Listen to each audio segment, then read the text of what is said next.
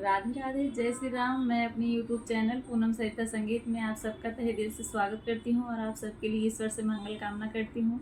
आज हम लोग बहुत सुंदर होम गीत लेके आए हैं हवन का। आप लोग सुनिए, पसंद आए तो वीडियो को लाइक करिएगा। हमारे चैनल पर नए हैं तो हमारे चैनल को सब्सक्राइब करिए। गाना कैसा लगा कमेंट बॉक्स में ज़रूर बताइएगा और अपना आशीर्वाद आप लोग हम लोग के ऊपर बनाए रखिए और ज़्यादा से ज़्यादा सपोर्ट करिए आप लोग। उगता सूरजवाया जोर भैले हो है जी, उगता सूरजवाया जोर भैले हो। पंडित हो मिया करावा बड़ी देर भैले हो। पंडित हो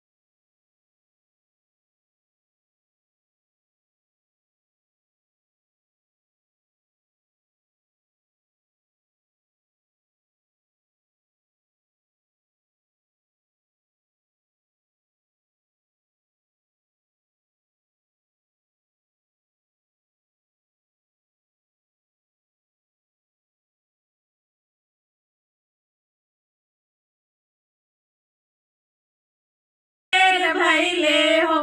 पंडित हो मिया करावा बड़ी देर भैले हो। उगता सूरजवाया जोर भैले हो रे जी, उगता सूरजवाया जोर भैले हो। पंडित हो मिया करावा बड़ी देर भैले हो। पंडित हो करावा बड़ी देर भैले हो।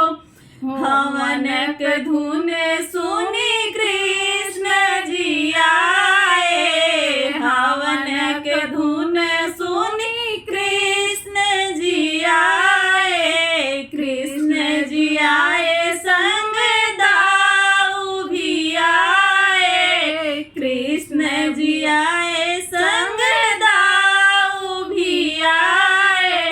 राधा